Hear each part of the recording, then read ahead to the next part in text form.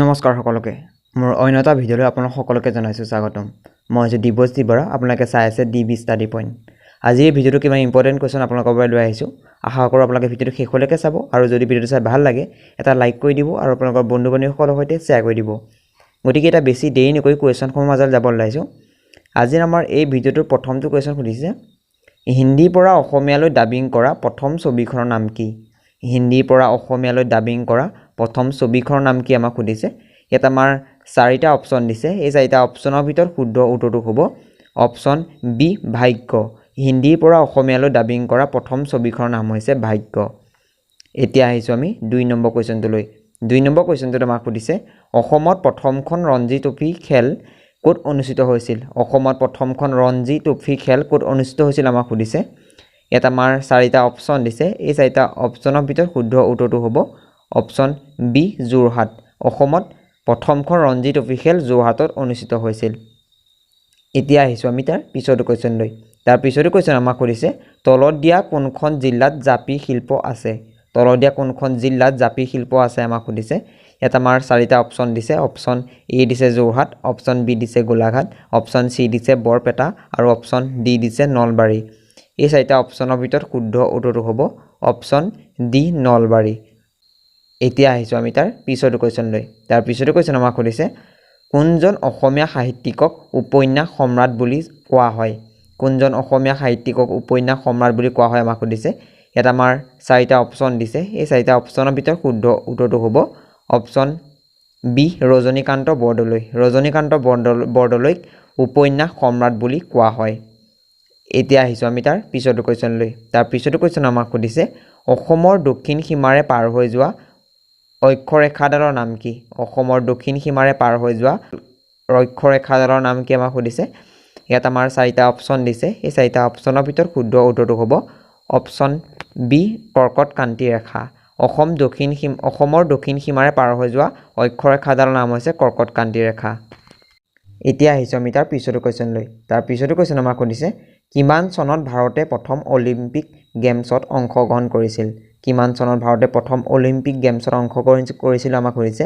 ইয়াত আমাৰ চাৰিটা অপশ্যন দিছে। এই চাৰিটা অপশ্যনৰ ভিতৰত শুদ্ধ উত্তৰটো হ'ব অপশ্যন চি 1900 চনত। 1900 চনত ভাৰতে প্ৰথম অলিম্পিক গেমছত অংশগ্ৰহণ কৰিছিল। এতিয়া আহিছোঁ আমি তাৰ পিছৰটো কুৱেশ্যনলৈ। তাৰ পিছৰটো কুৱেশ্যন আমাক সুধিছে, Indira Gandhi memorial tulip garden ক'ত অৱস্থিত? ইয়াত আমাৰ চাৰিটা অপশ্যন দিছে। অপশ্যন এ দিছে শ্ৰীনগৰ, অপশ্যন বি দিছে অসম, অপশ্যন চি দিছে কেৰেলা আৰু অপশ্যন ডি দিছে হায়দৰাবাদ। এই চাৰিটা অপশ্যনৰ ভিতৰত শুদ্ধ উত্তৰটো হ'ব অপশ্যন এ শ্ৰীনগৰ। এতিয়া আহিছোঁ আমি তাৰ পিছৰটো কুৱেশ্যনলৈ। তাৰ পিছৰটো কুৱেশ্যন আমাক সুধিছে, বন্দে মাতৰম গীতটোৰ ৰচক কোন?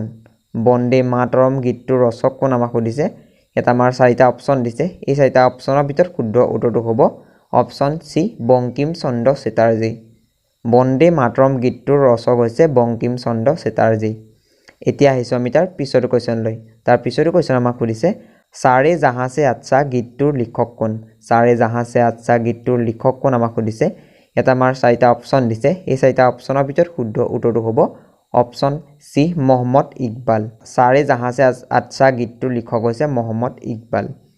এতিয়া আহিছোঁ আমি তাৰ পিছৰটো কুৱেশ্যনলৈ। তাৰ পিছৰটো কুৱেশ্যন আমাক সুধিছে, ৰাওলাট আইন কিমান চনত প্ৰণয়ন কৰা হৈছিল? ৰাওলাট আইন কিমান চনত প্ৰণয়ন কৰা হৈছিল আমাক সুধিছে। ইয়াত আমাৰ অপশ্যন এ দিছে 1905 চনত, অপশ্যন বি দিছে 1906 চনত, অপশ্যন চি দিছে 1919 চনত আৰু অপশ্যন ডি দিছে 1920 চনত। এই চাৰিটা অপশ্যনৰ ভিতৰত শুদ্ধ উত্তৰটো হ'ব অপশ্যন চি 1919 চনত। 1919 চনত ৰাওলাট আইন প্ৰণয়ন কৰা হৈছিল। এতিয়া আহিছোঁ আমি তাৰ পিছৰটো কুৱেশ্যনলৈ। তাৰ পিছৰটো কুৱেশ্যন আমাক সুধিছে, ৰাষ্ট্ৰসংঘ কেতিয়া গঠন হৈছিল? ৰাষ্ট্ৰসংঘ কেতিয়া গঠন হৈছিল আমাক সুধিছে। ইয়াত আমাৰ চাৰিটা অপশ্যন দিছে। এই চাৰিটা অপশ্যনৰ ভিতৰত শুদ্ধ উত্তৰটো হ'ব অপশ্যন ডি 1945 চনত। 1945 চনত ৰাষ্ট্ৰসংঘ গঠন হৈছিল। এতিয়া আহিছোঁ আমি তাৰ পিছৰটো কুৱেশ্যনলৈ। তাৰ পিছৰটো কুৱেশ্যন আমাক সুধিছে, বৰ্তমান ৰাষ্ট্ৰসংঘৰ সদস্য ৰাষ্ট্ৰ সংখ্যা কিমান? বৰ্তমান ৰাষ্ট্ৰসংঘৰ সদস্য ৰাষ্ট্ৰ সংখ্যা কিমান আমাক সুধিছে।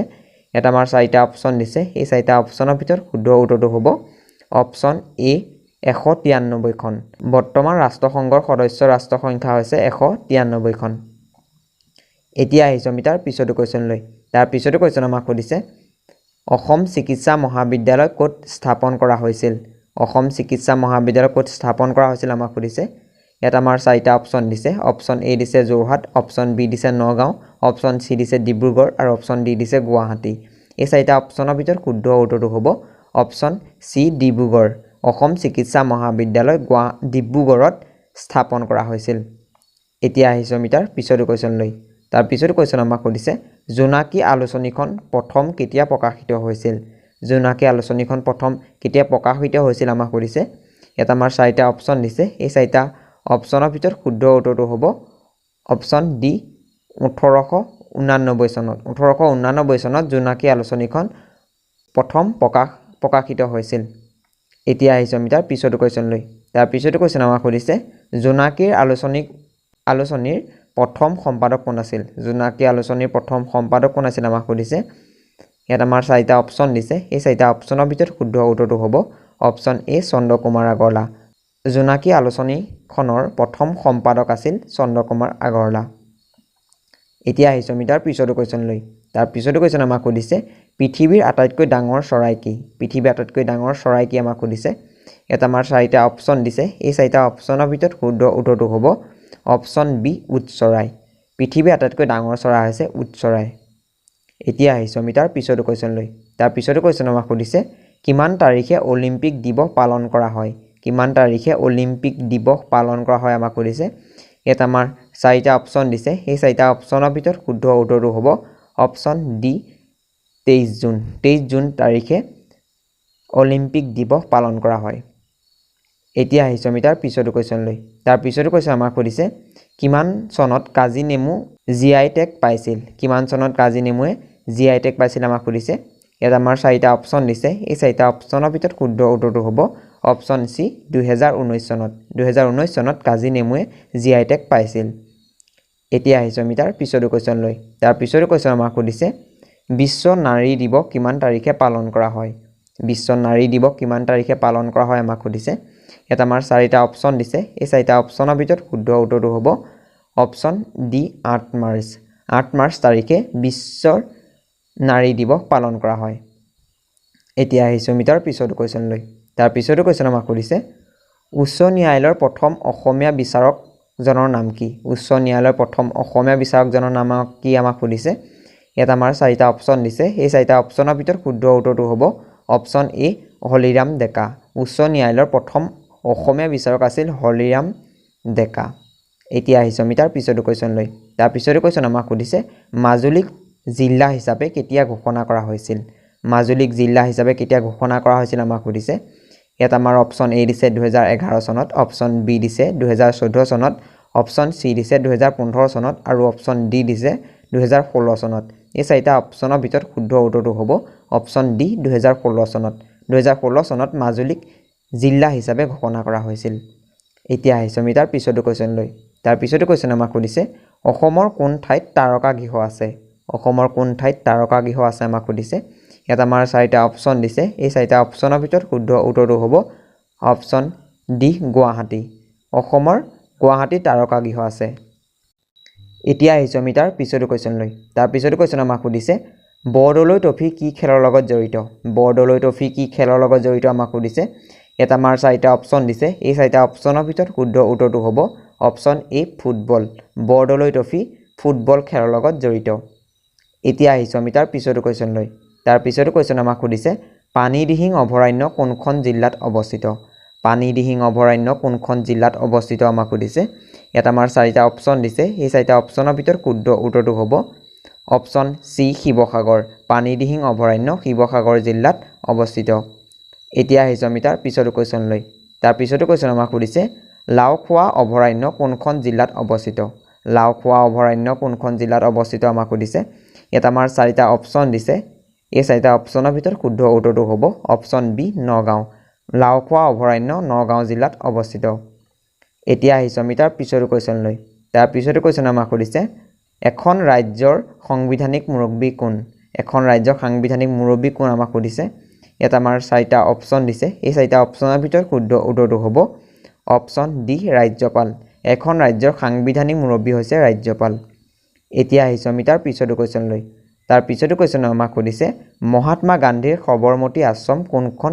ৰাজ্যত অৱস্থিত মহাত্মা গান্ধীৰ সবৰমতী আশ্ৰম কোনখন ৰাজ্যত অৱস্থিত আমাক সুধিছে এটা আমাৰ চাৰিটা অপচন দিছে এই চাৰিটা অপচনৰ ভিতৰত শুদ্ধ উত্তৰটো হ'ব অপচন বি গুজৰাট মহাত্মা গান্ধীৰ সবৰমতী আশ্ৰম গুজৰাট ৰাজ্যত অৱস্থিত এতিয়া আহিছোঁ আমি তাৰ পিছতো কোৱেশ্যন লৈ তাৰ পিছতো কোৱেশ্যন আমাক সুধিছে কোন চনত বিধৱা বিবাহ আইন গৃহীত কৰা হৈছিল কোন চনত বিধৱা বিবাহ আইন গৃহীত কৰা হৈছিল আমাক সুধিছে এটা আমাৰ চাৰিটা অপচনৰ ভিতৰত শুদ্ধ উত্তৰটো হ'ব অপচন বি 1856 চনত 1856 চনত বিধৱা বিবাহ আইন গৃহীত কৰা হৈছিল এতিয়া আহিছোঁ আমি তাৰ পিছতো কোৱেশ্যন লৈ তাৰ পিছতো কোৱেশ্যন আমাক সুধিছে শিলচৰ মেডিকেল কলেজ কিমান চনত স্থাপন কৰা হৈছিল শিলচৰ মেডিকেল কলেজ কিমান চনত স্থাপন কৰা হৈছিল আমাক সুধিছে ইয়াত আমাৰ চাৰিটা অপচন দিছে এই অপচন চাৰিটাৰ ভিতৰত শুদ্ধ উত্তৰটো হ'ব অপচন ডি 1968 চনত 1968 চনত শিলচৰ মেডিকেল কলেজ স্থাপন কৰা হৈছিল এতিয়া আহিছোঁ আমি তাৰ পিছতো কোৱেশ্যন লৈ তাৰ পিছতো কোৱেশ্যন আমাক সুধিছে মহাত্মা গান্ধীক কোনে জাতিৰ পিতা উপাধি প্ৰদান কৰিছিল মহাত্মা গান্ধীক কোনে জাতিৰ পিতা উপাধি প্ৰদান কৰিছিল আমাক সুধিছে ইয়াত আমাৰ চাৰিটা অপচন দিছে এই অপচন চাৰিটাৰ ভিতৰত শুদ্ধ উত্তৰটো হ'ব অপচন ডি সুভাষ চন্দ্ৰ বসুৱে মহাত্মা গান্ধীক জাতিৰ পিতা উপাধি প্ৰদান কৰিছিল এতিয়া আহিছোঁ আমি তাৰ পিছতো কোৱেশ্যন লৈ তাৰ পিছতো কোৱেশ্যন আমাক সুধিছে শচীন তেণ্ডুলকাৰক কিমান চনত অৰ্জুন বঁটা প্ৰদান কৰিছিল শচীন তেণ্ডুলকাৰক কিমান চনত অৰ্জুন বঁটা প্ৰদান কৰিছিল আমাক সুধিছে এটা আমাৰ চাৰিটা অপচনৰ ভিতৰত শুদ্ধ উত্তৰটো হ'ব অপচন বি 1994 চনত 1994 চনত শচীন তেণ্ডুলকাৰক অৰ্জুন বঁটা প্ৰদান কৰিছিল এতিয়া আহিছোঁ আমি তাৰ পিছতো কোৱেশ্যন লৈ তাৰ পিছতো কোৱেশ্যন আমাক সুধিছে বগা হাতীৰ দেশ বুলি কোনখন দেশক কোৱা হয় বগা হাতীৰ দেশ বুলি কোনখন দেশক কোৱা হয় আমাক সুধিছে এটা আমাৰ অপচন এ দিছে থাইলেণ্ড অপচন বি দিছে জাপান অপচন চি দিছে ইটালী আৰু অপচন ডি দিছে ইংলেণ্ড এই চাৰিটা অপচনৰ ভিতৰত শুদ্ধ উত্তৰটো হ'ব অপচন এ থাইলেণ্ড বগা হাতীৰ দেশ বুলি থাইলেণ্ডক কোৱা হয় এতিয়া আহিছোঁ আমি তাৰ পিছতো কোৱেশ্যন লৈ তাৰ পিছতো কোৱেশ্যন আমাক সুধিছে অসম মহিলা আয়োগ কেতিয়া গঠন কৰা হৈছিল অসম মহিলা আয়োগ কেতিয়া গঠন কৰা হৈছিল আমাক সুধিছে এটা আমাৰ চাৰিটা অপচনৰ ভিতৰত শুদ্ধ উত্তৰটো হ'ব অপচন চি 1993 চনত অসম মহিলা আয়োগ 1993 চনত গঠন কৰা হৈছিল এতিয়া আহিছোঁ আমি তাৰ পিছতো কোৱেশ্যন লৈ তাৰ পিছতো কোৱেশ্যন আমাক সুধিছে আধুনিক অলিম্পিক প্ৰথম কোন চনত অনুষ্ঠিত হৈছিল আধুনিক অলিম্পিক কোন চনত প্ৰথম অনুষ্ঠিত হৈছিল আমাক সুধিছে ইয়াত আমাৰ চাৰিটা অপচন দিছে এই অপচন চাৰিটাৰ ভিতৰত শুদ্ধ উত্তৰটো হ'ব অপচন ডি 1896 চনত 1896 চনত আধুনিক অলিম্পিক প্ৰথম অনুষ্ঠিত হৈছিল এতিয়া আহিছোঁ আমি তাৰ পিছতো কোৱেশ্যন লৈ তাৰ পিছতো কোৱেশ্যন আমাক সুধিছে অলিম্পিক খেলৰ পতাকাত থকা বৃত্ত পাঁচটাই কি বুজায় ইয়াত আমাৰ চাৰিটা অপচন দিছে এই অপচন চাৰিটাৰ ভিতৰত শুদ্ধ উত্তৰটো হ'ব অপচন চি 5খন মহাদেশক বুজায় অলিম্পিক খেলৰ পতাকাত থকা বৃত্ত পাঁচটাই 5খন মহাদেশক বুজায় এতিয়া আহিছোঁ আমি তাৰ পিছতো কোৱেশ্যন লৈ তাৰ পিছতো কোৱেশ্যন আমাক সুধিছে 2020 চনৰ অলিম্পিক খেল ক'ত অনুষ্ঠিত হৈছিল 2020 চনৰ অলিম্পিক খেল ক'ত অনুষ্ঠিত কৰা হৈছিল আমাক সুধিছে ইয়াত আমাৰ চাৰিটা অপচন দিছে এই অপচন চাৰিটাৰ ভিতৰত শুদ্ধ উত্তৰটো হ'ব অপচন ডি টকিঅ' 2020 চনৰ অলিম্পিক খেল টকিঅ'ত অনুষ্ঠিত হৈছিল এতিয়া আহিছোঁ আমি তাৰ পিছতো কোৱেশ্যন লৈ তাৰ পিছতো কোৱেশ্যন আমাক সুধিছে ভাৰতৰ প্ৰথম অলিম্পিক পদক জয়ী মহিলা কোন আছিল ভাৰতৰ প্ৰথম অলিম্পিক পদক জয়ী মহিলা কোন আছিল আমাক সুধিছে ইয়াত আমাৰ চাৰিটা অপচন দিছে এই অপচন চাৰিটাৰ ভিতৰত শুদ্ধ উত্তৰটো হ'ব অপচন এ কৰ্ণাম মালেশ্বৰী এতিয়া আহিছোঁ আমি তাৰ পিছতো কোৱেশ্যন লৈ তাৰ পিছতো কোৱেশ্যন আমাক সুধিছে প্ৰথম এছিয়ান গেমছ ক'ত অনুষ্ঠিত হৈছিল প্ৰথম এছিয়ান গেমছ ক'ত অনুষ্ঠিত কৰা হৈছিল আমাক সুধিছে ইয়াত আমাৰ চাৰিটা অপচন দিছে এই অপচন চাৰিটাৰ ভিতৰত শুদ্ধ উত্তৰটো হ'ব অপচন বি দিল্লী প্ৰথম এছিয়ান গেমছ দিল্লীত অনুষ্ঠিত কৰা হৈছিল এতিয়া আহিছোঁ আমি তাৰ পিছতো কোৱেশ্যন লৈ তাৰ পিছতো কোৱেশ্যন আমাক সুধিছে কোনটো গ্ৰহৰ পৰা সেউজীয়া পোহৰ নিৰ্গত হয় কোনটো গ্ৰহৰ পৰা সেউজীয়া পোহৰ নিৰ্গত হয় আমাক সুধিছে ইয়াত আমাৰ চাৰিটা অপচন দিছে এই অপচন চাৰিটাৰ ভিতৰত শুদ্ধ উত্তৰটো হ'ব অপচন এ ইউৰেনাছৰ পৰা সেউজীয়া পোহৰ নিৰ্গত হয় এতিয়া আহিছোঁ আমি তাৰ পিছতো কোৱেশ্যন লৈ তাৰ পিছতো কোৱেশ্যন আমাক সুধিছে নৰেন্দ্ৰ মোদী ষ্টেডিয়াম ক'ত আছে নৰেন্দ্ৰ মোদী ষ্টেডিয়াম ক'ত আছে আমাক সুধিছে ইয়াত আমাৰ অপচন এ দিছে মুম্বাই অপচন বি দিছে অসম অপচন চি দিছে জয়পুৰ আৰু অপচন ডি দিছে আহমেদাবাদ এই চাৰিটা অপচনৰ ভিতৰত শুদ্ধ উত্তৰটো হ'ব option D Ahmedabad Narendra Modi stadium আহমেদাবাদত আছে এতিয়া আহিছোঁ আমাৰ আজি এই ভিডিঅ'টোকে শেষতো কুৱেশ্যনলৈ। এই কুৱেশ্যনটো আপোনালোকৰ বাবে ৰখা হৈছে। ইয়াৰ শুদ্ধ উত্তৰটো আপোনালোকে কমেণ্টত জনাব আৰু ইয়াৰ শুদ্ধ উত্তৰটো মই নেক্সট ভিডিঅ'ত জনাই দিম। ইয়াত আমাৰ প্ৰশ্নটো সুধিছে যে অসমৰ নৱবৈষ্ণৱ ধৰ্মৰ প্ৰতিষ্ঠাপক কোন? অসমৰ নৱবৈষ্ণৱ ধৰ্মৰ প্ৰতিষ্ঠাপক কোন আমাক সুধিছে।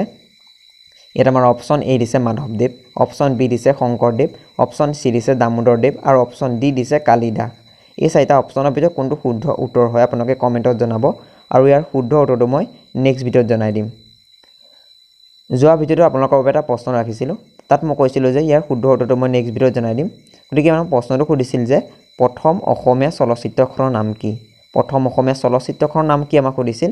তাত আমাৰ অপশ্যন এ দিছিল ইন্দ্ৰমালতী, অপশ্যন বি দিছিল জয়মতী, অপশ্যন চি দিছিল ভাইটি আৰু অপশ্যন ডি দিছিল ওপৰৰ এটাও নহয়। এই চাৰিটা অপশ্যনৰ ভিতৰত শুদ্ধ উত্তৰটো হ'ব অপশ্যন বি জয়মতী। প্ৰথম অসমীয়া চলচ্চিত্ৰখনৰ নাম হৈছে জয়মতী। আজিৰ ভিডিঅ'টো ইমানেই। যদি ভিডিঅ'টো চাই ভাল পালে এটা লাইক কৰি দিব আৰু আপোনালোকৰ বন্ধু বান্ধৱীসকলৰ সৈতে শ্বেয়াৰ কৰি দিব আৰু যদি এতিয়ালৈকে আমাৰ এই চেনেলটো ছাবস্ক্ৰাইব কৰা নাই ছাবস্ক্ৰাইব কৰি দিব। গতিকে আজিলৈ ধন্যবাদ।